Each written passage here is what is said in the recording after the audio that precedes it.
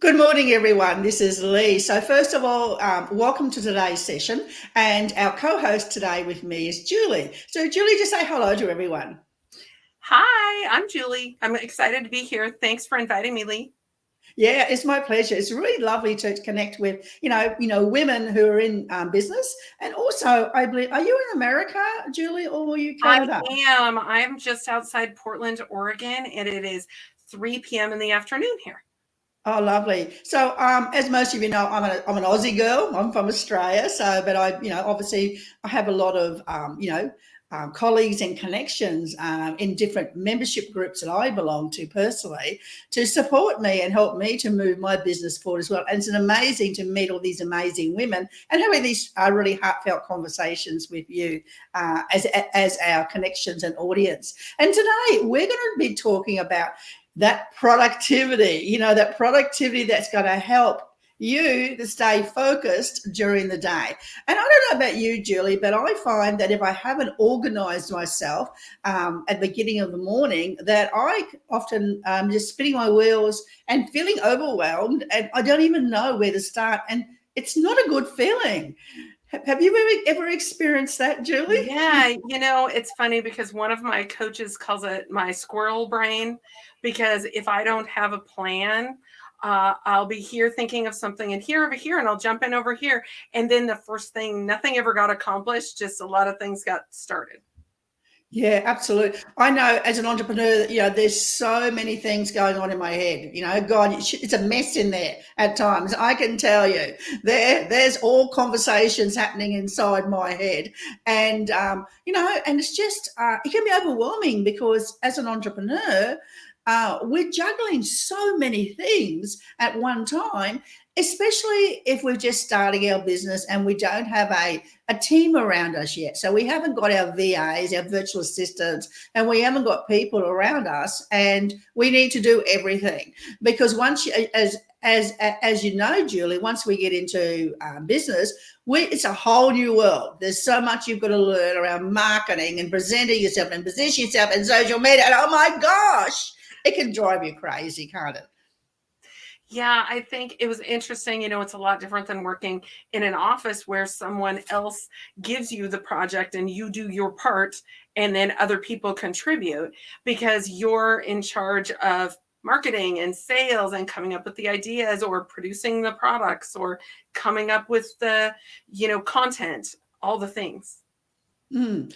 And, Julie, I find for me, there's times that I fall off the wagon and I'm not productive.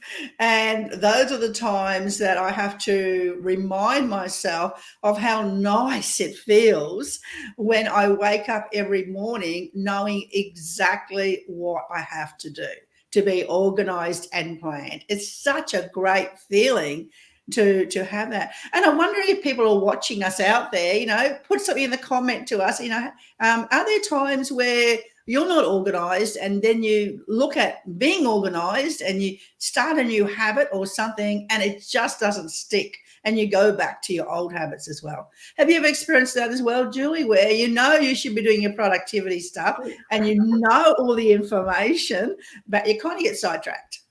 Yeah, it's something in my business I find, especially working at home, that Mm, just any little thing can take me off track. And so over the years, I've developed some strategies that help me get more done. There yeah. still are those days sometimes where I find myself either looking at my phone or turning on the TV, and then it's 2 hours later. And I just have to forgive myself and say, okay, tomorrow we're going to get back to the plan. We have to be kind to ourselves, don't we? We're not perfect. So, my preferred way of having structure in my day and planning my day and keeping myself on track is using Pomodoro timers and Trello boards. And I'm going to be talking about that as well. But Julie uses something different. So Julie likes to use planners. So Julie's going to be talking to you about planners as well. So do you want to kick today's conversation of, why do you prefer planners to begin with, Julie? Well, I am always someone who likes to write things down. I feel Mm, like just the act of writing it down helps me remember more. And I was a big fan of daily planners right when I got out of college. I, had my planner that I, used with the rings. I have some here to show you guys, but yeah, it was one of the things that I really liked to be able to do. And then I got away from that, as cell phones started to be the big thing and digital planning, and I had kids, and I have been a freelancer since before I had kids. So I would write things down, but then I kind of just got away from it. And paper planning, probably around 2014, started to rise again and become a thing where people were creatively planning in their planners and using stickers and things. And I'd always been a memory keeper and a scrapbooker. And I thought, wow, I could join my two hobbies together, and maybe I should give this a try. And it's something that I've really enjoyed. Yeah, and I was reading a bit of research, because I'm always on the internet learning and looking at things differently, because I really value about learning more information for me, but implementing as well.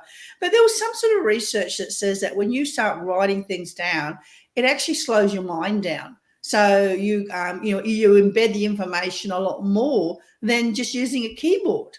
So that was really interesting to actually see that research, that, if you write things down, it's really great, especially if you're feeling overwhelmed or things like that, because it does help you to slow your thinking down, and to, because usually if you're overwhelmed, you're in a hypo state, you're up there and you've got so much happening, that it's great to have an activity that will help you to breathe and slow down and center and get reality out of your head, get the reality from dumping your ideas out of your head on paper as well. Do you think that's something that that you are observing when you are actually doing your planners and things like that? I think so. One of the things that I learned, and I had practiced it throughout school since I was a kid, was doing a lot of brainstorming or brain dumping. And a life coach that I worked with, really suggested doing that. And I find that I feel better. And one of the things too is being able to get better sleep. If I dump all these ideas that I have into one of my journals or into a section in my planner, that I'm a lot more able to, sleep at night, and I don't forget those ideas that I come up with, because I worry that, I'm going to forget that. But I feel like my mind works really quickly with ideas, and it's easy to forget or misplace things. So I think that sitting down for me on like a Sunday evening, and I do use a digital planner in my phone. I love the app that I have. It texts me and my husband and my kids when someone needs to be somewhere and things. But the writing down of all the things for my business really, really helps me keep things under control. It also helps me to not overschedule, to remember to eat during the day and take a break or go for a walk, like I did in the pouring down rain this afternoon. And when you do your in your diary, everything else as well, because I know for me, I love using colors as well. So I actually like to, like, for example, my exercise, my daily exercise. That, I believe it or not, I do some exercise, and my exercise is normally at lunchtime. Making sure that I stop my work, because I work from home, and it can be so easy to not have breaks, because you get so I suppose focused on your business and things like that I have to set timers to remind me to actually get up out of my desk and go for a walk or do my exercise during the day. So I've got into a little bit of a routine now, that I at lunchtime, I have my lunchtime, like if I was working in the corporate arena, and I take my hour lunch, and I live really close to the bay. And what I do there is I drive to the bay, which is only about a 5-minute drive. I take my lunch with me. I eat my lunch in front of the water, and I do my hour exercise as well. I walk along the water, and, I see the birds and the pelicans. And if I'm stressed, I watch the water. But I actually put that event in my diary as a different color. So I use a red color, which is my time, time down, my time out. of my business, that helps me to focus as well. So when you do your diaries, everything else as well, do you go through color coding if you're a visual person as well, I Julie? have done it a couple different ways. I have at different times had one planner for business and one planner for home. And I did a lot more color and decorating in that planner. And then I found that I was being distracted by the choices of, wow, what color should this be? Or what theme should I have for my stickers this week? So what I started doing was just using a black pen in my work planner. And I'll do things, I doodle and I'll make stars or I'll circle things or I'll do it in a different kind of lettering to have it stand out. But for me, in order to get done with the actual planning, I had to let go of the part where I wanted it to be pretty. I'm a brand designer also. And so really I could spend all day. I used to have an Etsy shop making planner merchandise. And so I could spend all day doing the designing and deciding on the colors. And I was like, wait, hold on. You need to be doing the work. So Yeah. get it all in there. Absolutely. So obviously you've experienced many, many different planners. What are some of the elements that you look for in a good planner? If we were going to look at a good planner, what are some of the elements that you actually look at before you choose the planner that's your choice? For example, is it a 1 page per day planner, or do you have your different segments on the pages? I have all sorts of planners, and I've designed a couple, which actually brought some interesting insight into it. I think that as far as, people, we're entrepreneurs and business owners. And for me, a really important part of that is to have an hourly schedule section in my planner. I'm not sure I have one like that right by me, actually.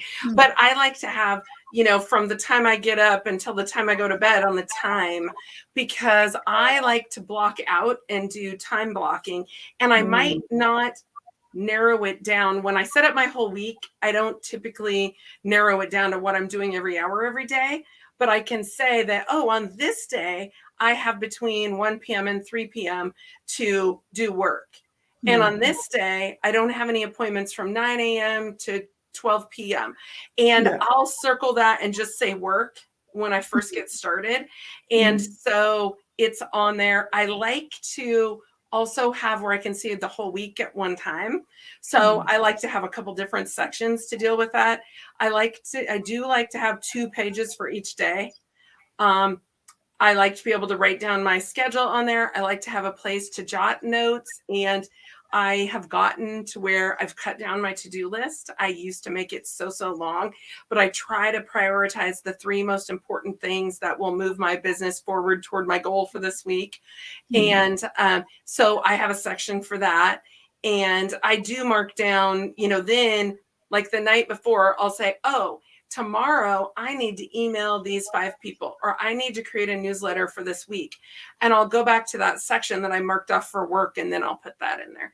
So for me, I really think it's having an hourly schedule, and especially if there's a place to write your goals for the day down there.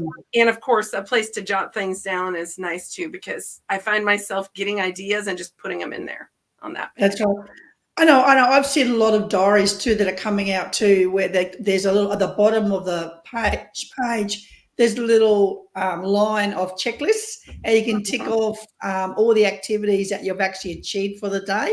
And I think people like to see ticks. I think it comes from our, growing up as a young child when we were in school, and we got a gold stars, when we were successful as children in kindergarten or things like that. Yes.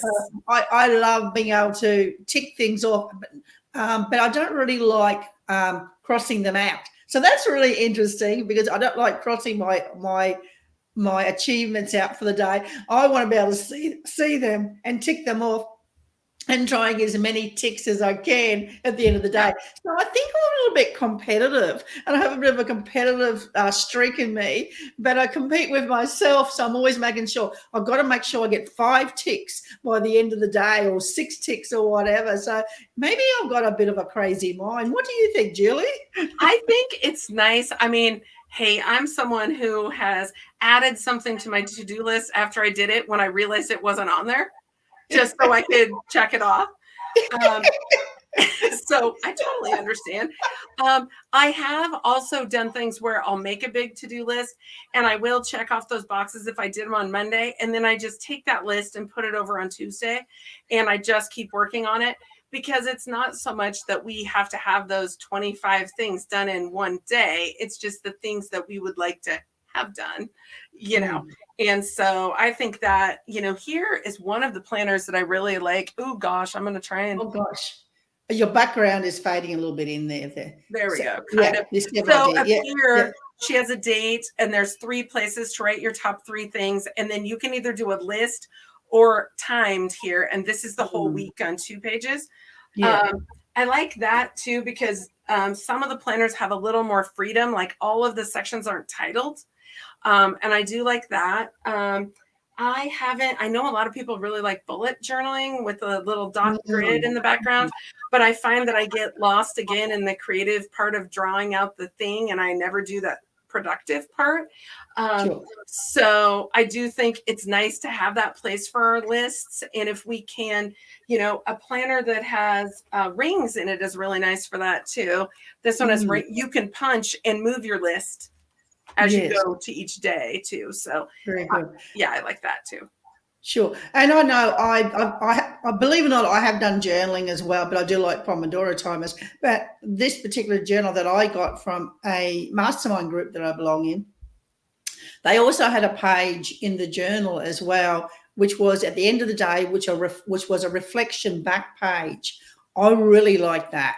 And the reflection back page is all about, how did you go for today? Did you actually achieve the things that you're supposed to achieve, or did you get distracted and do all the easy things that or avoiding those tasks that perhaps makes you feel uncomfortable? And always remember reading this book, and it's called what was it called? It was called Eat Your Frog, or Eat the Frog. Have you ever heard that book, Julie? No. Yeah. Eat the Frog was all about, there's always one hairy task that's sitting on your to-do list, and it gets moved from one week to the next week to the next week to the next week. It's the one that's the most draining for you, because maybe it's not in your zone of genius as an entrepreneur. But unfortunately, you may be in that position where you're not financial in that position to have team members to outsource. So unfortunately, the truth here goes, you have to do it all. And there's some areas that when you first start your entrepreneurship, such as a big thing that I see with most of my clients come on board with me, is technology. The fear of, how does this connect with this one? How does that work? How does that work? How does that work? How does that connect? And or video editing. Oh my God, it can take me hours. Like I did a 5-minute video just recently where I did my own story behind the video. And it took me 5 hours to do a 5-minute video. It's just like, oh my God, what's going on here? So Eat the Frog, it means that every day, the first thing you look at is your list, and you find the thing that is the biggest item to move your business, and you make it the first priority that you look at. So at the end of the day, you feel excited and a sense of achievement because you've done something that is not your zone of genius, and you got that elephant out of the room, or you got that frog out of the room. So Eat the Frog, it's a really good book, and I recommend it as around time management, to actually have a look at that book and eat your frog. So get that frog out there and get it finished and get it off your to-do list as well.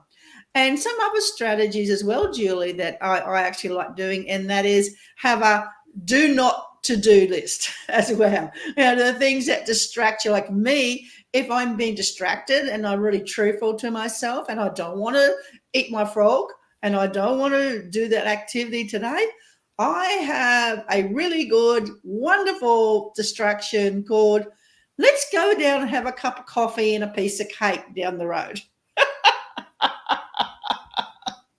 I dive into social media on my phone.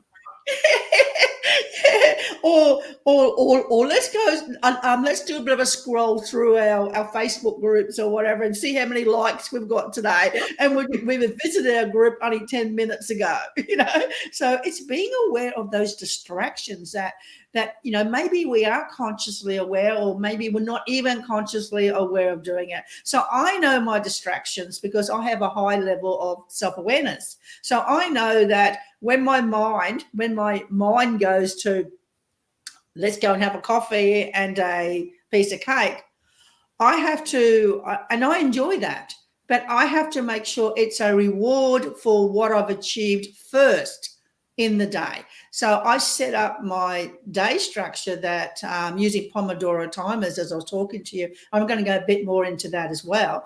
But what I do is I make sure that I actually do 4 blocks of focused work per day. That's my minimum. Sometimes I do more. So if I'm doing a launch, or I'm doing other things in my business where I'm doing a lot of marketing and promoting of my next programs, obviously that increases. But I still want to allow myself time each day to enjoy being in business, to have self-care, and things like that. I don't want to become a workaholic. So I make sure that as well. So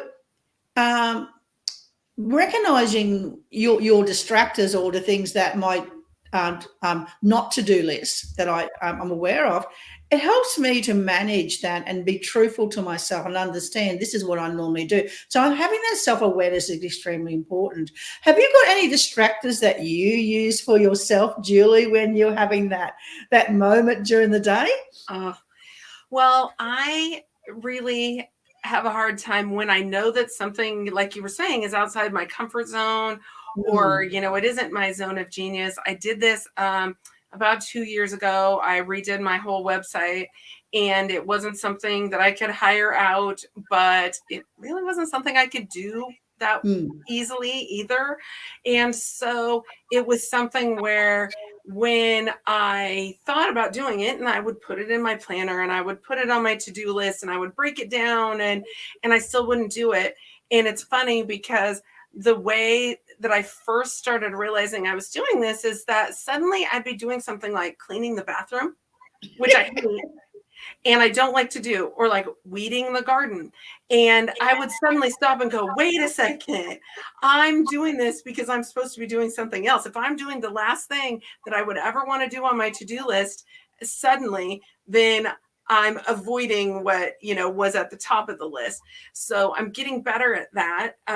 My daughter is at the university now, and a couple of years ago, she said, Mom, I found this app and it keeps me off of my apps on my other apps on my phone. It's called Flora, and it is a fun little thing, and it's visual for me. You can set it for a certain amount of time, and if you go out of the app to check Facebook or Instagram or anything on your phone, it kills the cute little plant that you're growing. So you get to pick the plant, and it'll make you a nice little garden if you keep doing the little blocks.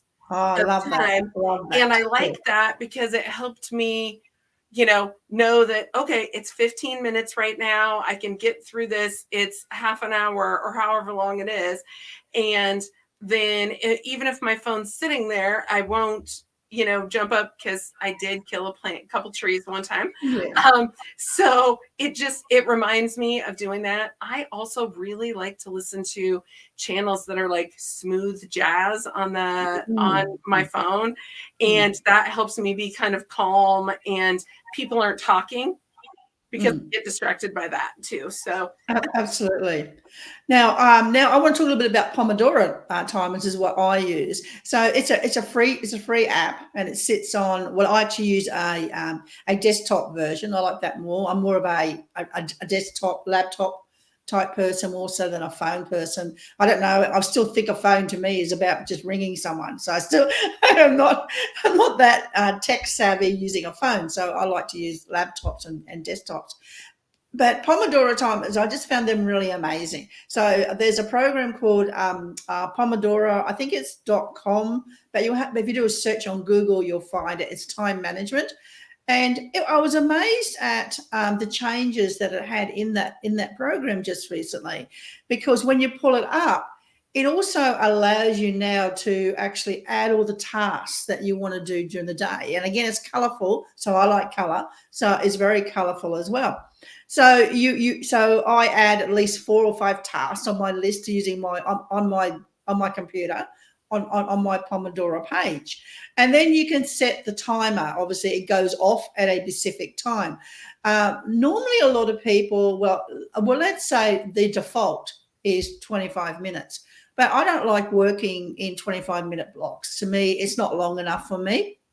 I like to be focused on hourly blocks. So it's a personal preference. It's whatever is best for you. So you choose if you want to work in 60-minute blocks or 25-minute blocks or whatever. So what happens, obviously, you set the timer on your computer, you've got your tasks there, and then you hit start, and it just sits in the background on your computer. And you know that when you're using focus time during the day, you don't multitask.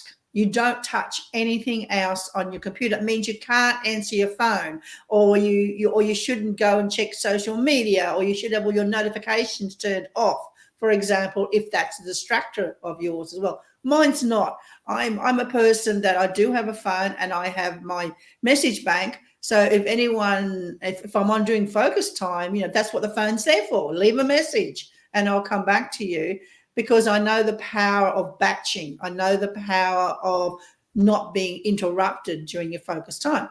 And then, of course, once your focus time has finished, then the alarm goes off on your computer or your phone, whatever device you're using.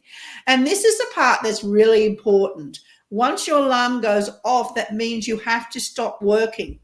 That means you don't continue working.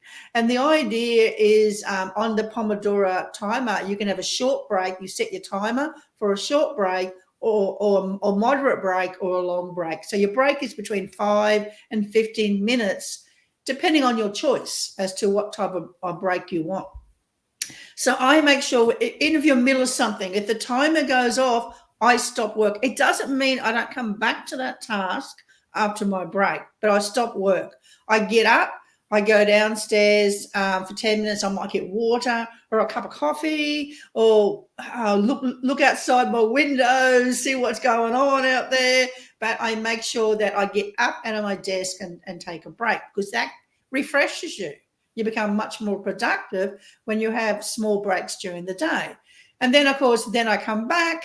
And this is the only part I don't like of Pomodoro timers, is when you tick the task that you've completed, it crosses it out. And I don't like crossing out my task. I want to keep it there and keep it ticked, but it works really well. So I love that Pomodoro. And if I can have, like, for example, I do between 3 and 5 blocks. So that's between 3 hours and 5 hours in my business, where I'm not distracted. That's where I'm really focused on one specific task. If I do that, it's amazing how much productivity is increased when you have a structure or a system to follow, and you actually follow that structure and system as well. Have you ever tried Pomodoro timers, Julie? I haven't. I've heard a couple people mention them. I think, I've been using that Flora app on my phone, and I also recently downloaded, I think it's called Feed Killer, that works with Chrome, so that if I go to Facebook, it has a quote that comes up and I don't see the feed at all. I have to actually search, like, for my group if I want to be doing work. In the past, I've managed social media for other people as well as my own. So being on my phone and on my computer doing that was my work, but I would figure out how to make it take longer, or just start looking at the wrong things. So yeah, I like that, because I'm in and out of my group. A couple groups I belong to, but mostly the groups that I manage, and I have my membership. So I want to be able to go in them. I just don't want to see random things all the time. I'll check up on what my friends are doing and cat videos later, in my free time. Yeah, absolutely. We all know them. So let's wrap up this session. So, but before we go, Julie, what are 3 tips that you can actually, you believe that can actually increase productivity? So, what are 3 tips around increasing productivity from you?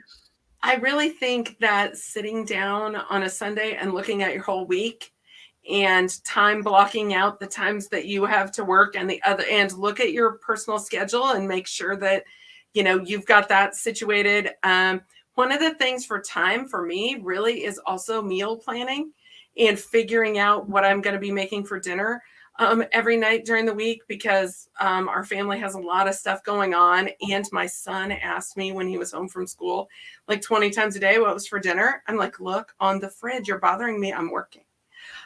So I would think that I really also think that taking a few minutes at the end of the week and celebrating what you accomplished during that week is important.